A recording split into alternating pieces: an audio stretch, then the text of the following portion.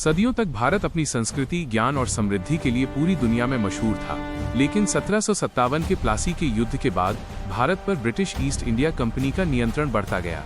धीरे धीरे कंपनी ने व्यापार के बहाने शासन को अपने हाथ में ले लिया और भारतीयों पर अत्याचार, कर और अन्याय बढ़ने लगे। 1857 का पहला स्वतंत्रता संग्राम। सबसे पहले 1857 में अंग्रेजों के खिलाफ बड़ी बगावत हुई, जिसे पहला स्वतंत्रता संग्राम कहा जाता है। मंगल पांडे, झांसी की रानी लक्ष्मीबाई, तात्या टोपे, बेगम हजरत महल जैसे वीरों ने अंग्रेजों को खुली चुनौती दी। ये लड़ाई हालांकि असफल रही, पर इसने आजादी की चिंगारी पूरे देश में जगा दी। ईस्ट इंडिया कंपनी से ब्रिटिश राज तक। 1857 के बाद अंग्रेजों ने भारत पर सीधा शासन कर दिया। भारतीयों की जमीन छीनी जाने लगी, कठोर कानून बनाए गए और देश की अर्थव्यवस्था को लूटकर ब्रिटेन ले जाया गया। गरीबी, अकाल और भेदभाव बढ़ता गया। देश में लोगों को एहसास होने लगा कि आजादी ही एकमात्र रास्ता है। कांग्रेस का गठन और संघर्ष की शुरुआत। 1885 में भारतीय राष्ट्रीय कांग्रेस बनी, जिसने भारतीयों की आवाज अंग्रेजों तक पहुंचाना शुरू किया।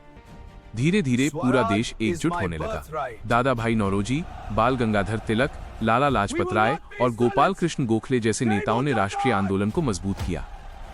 महात्मा गांधी का आगमन। 1915 में दक्षिण अफ्रीका से महात्मा गांधी भारत लौटे। उन्होंने संघर्ष को नई दिशा दी: सत्याग्रह, अहिंसा और जन आंदोलन। उन्होंने 3 बड़े आंदोलन चलाए। 1. असहयोग आंदोलन, 1920 अंग्रेजी शासन का बहिष्कार। 2. नमक सत्याग्रह और दांडी यात्रा, 1930 अंग्रेजों के नमक कानून के खिलाफ 390 किलोमीटर की पदयात्रा।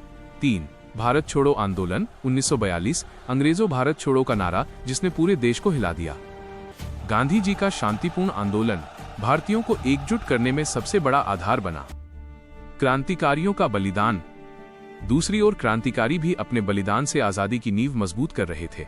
भगत सिंह, चंद्रशेखर आजाद, सुखदेव, राजगुरु, नेताजी सुभाष चंद्र बोस, खुदीराम बोस, अशफाक उल्लाह खान, इन वीरों ने देश के लिए हंसते हंसते प्राण न्यौछावर कर दिए। नेताजी ने आजाद हिंद फौज बनाकर अंग्रेजों को सैन्य मोर्चे पर चुनौती दी। उनके नारे "तुम मुझे खून दो, मैं तुम्हें आजादी दूंगा" ने लाखों युवाओं में देशभक्ति की लहर जगाई। द्वितीय विश्व युद्ध और अंग्रेजों की कमजोर होती पकड़। 1945 में दूसरा विश्व युद्ध समाप्त हुआ। ब्रिटेन आर्थिक रूप से टूट चुका था और भारत में आंदोलन लगातार बढ़ रहे थे। अंग्रेज अब जानते थे कि भारत को हमेशा के लिए गुलाम बनाकर रखना संभव नहीं है। नेताओं की बातचीत और स्वतंत्रता का अंतिम चरण। 1946 में कैबिनेट मिशन आया। 1947 में लॉर्ड माउंटबेटन भारत के अंतिम वायसराय बने। लंबी बैठकों, दबाव और जनता के संघर्ष के बाद अंग्रेजों ने भारत छोड़ने का निर्णय ले लिया। दुर्भाग्य से आजादी के साथ देश का बंटवारा हुआ और भारत व पाकिस्तान 2 देश बने। 15 अगस्त 1947 आजादी का दिन। आखिर वो ऐतिहासिक रात आई जब पंडित जवाहरलाल नेहरू ने संसद में कहा, "जब दुनिया सो रही होगी, भारत जीवन और स्वतंत्रता के नए युग में जाग रहा होगा।" जैसे ही घड़ी ने 12 बजाए, भारत आजाद हो गया। झंडा ऊंचा लहराया, देश भर में खुशी की लहर दौड़ गई और 200 वर्षों की गुलामी का अंत हुआ।